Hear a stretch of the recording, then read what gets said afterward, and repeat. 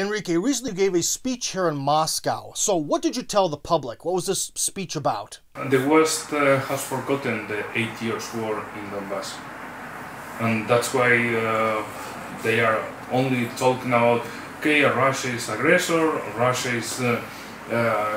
has attacked Ukraine, and it was an unprovoked war.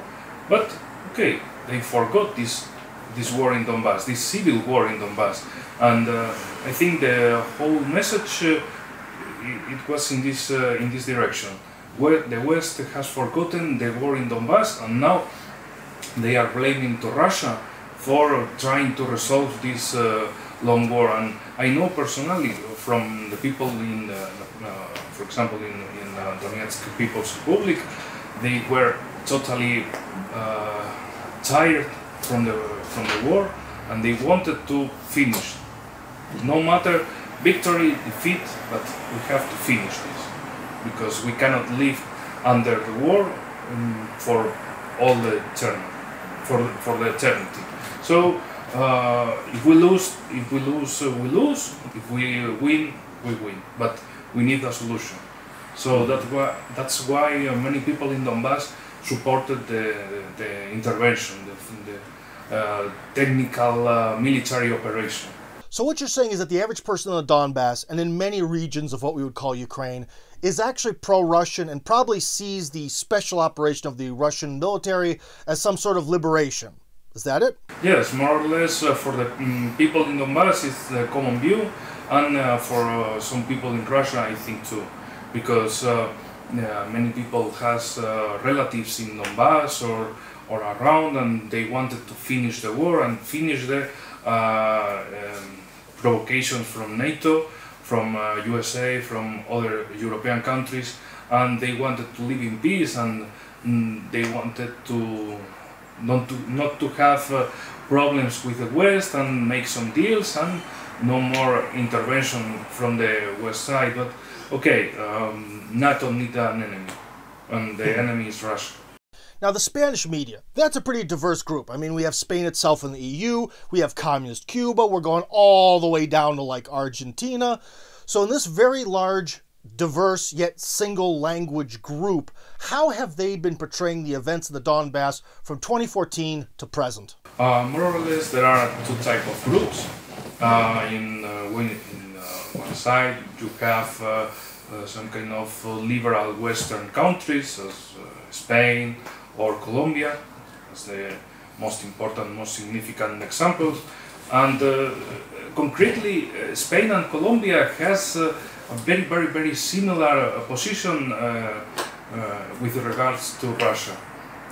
It's regrettable, but okay, the political class in our countries is very low. They are subject to USA. For example, Colombia became member of NATO in South America, and Colombia is some kind of bridge from the USA in the South America, and other countries in other side, as Cuba or Venezuela or Bolivia or Nicaragua, took another position in favor of Russia.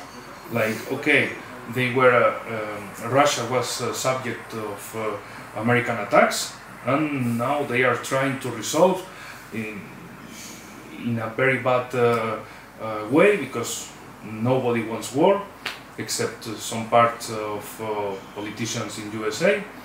But okay, they pushed during years for the talkings, the agreement of Minsk, and nobody fulfilled. So now we have the final result for it, and everybody is sad, of course, because nobody wants war, except in a part of European Union and USA. They are very happy with the war, especially because during I think 3-4 months they were talking that okay, Russia will invade very, very soon Ukraine, very, very soon, next week, in the Wednesday, and okay, not in that day, but okay, Russia fulfilled the Western prophecy. Well, do you think that it was a mistake to fulfill that prophecy? Well, because as someone who's been a Russia watcher, Russophile, enthusiast of Russia for so many years, watching the politics, I can't believe they actually did it. I'm myself still shocked. So the question is, after a million threats and a million sanctions and so on and so forth, why do it now? I think in the Kremlin, they were tired of the situation, and they tried to push the final movements, and they saw a very complicated reaction from the Ukrainian side. For example, okay, Russia is seriously pushing to the table of negotiations around agreements of Minsk. And what was doing Ukrainian side? Attacking more and more and more, and increasing attacks on Donbass. Okay, Russia recognized the Donbass republics, and from Ukrainian side, more and more attacks. And okay, we are going to make some agreement between Russia and the republics of Donbass in the areas of military defense, security, cooperation, so on and so on. And from Ukrainian side, the best idea is to try to have again atomic weapons. So for Russia, this was the red line, the most critical red line. And after it, they started the operation in the 23 February. So anyways, what was the reaction in Spain to the, quote, special operation launched by Russia? How did Spanish society and media and government react to all this? Oh, everybody in mainstream media was telling that Russia has invaded Ukraine. We told you. The prophecy is fulfilled. Russia is attacking Ukraine in many sites. They are bombing people, and imagine how crazy is mainstream media. They used images from a video game as Russian attacks on Ukraine. They used, for example, films as part of war, or they tried to manipulate situations of an explosion in China 7 years ago as a very big bomb of Russia on Ukraine. Or they manipulate with a man in Gorlovka who is saying goodbye to his wife and his daughter. They put in another side. They brand this man as a Kiev man, and he is saying goodbye to his family because of Russian invasion. So, of course, all of these manipulation were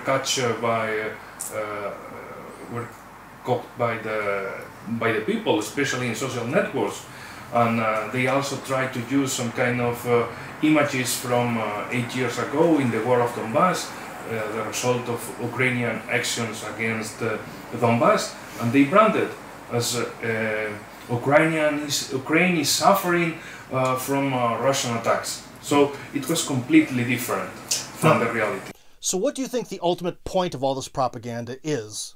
Ultimately, Ukraine really has no hope of winning this war.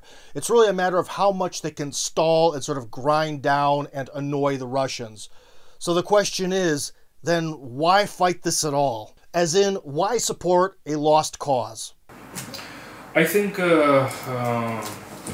European Union was attracted to the interests of USA in Europe, and if NATO wants to advance in another countries, they need the constant enemy, that is Russia. If you want to advance in Baltic countries, in Eastern Europe, in Southern Europe, you need an enemy, not some kind of jihadist movement, some kind of ghosts, but you need a very big real threat. And Russia is perfect for it. So they needed to brand Russia as this enemy, and especially they tried to use Ukraine as a battering ram against Russia. So some kind of okay, let's go to the door and try to fight yourself with the Russian beer, and okay, I give weapons, and okay, try to kill the Russians. But later, okay, no, not in European Union, not in NATO. We need a conflict. Okay, we. Who is we?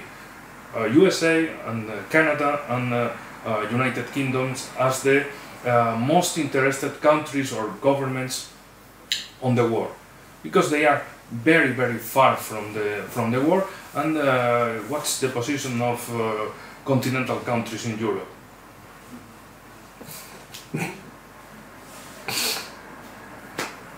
What's the European Union position on Minsk agreements? It was a matter of France, Germany, Ukraine, and Donbas republics. And European Union.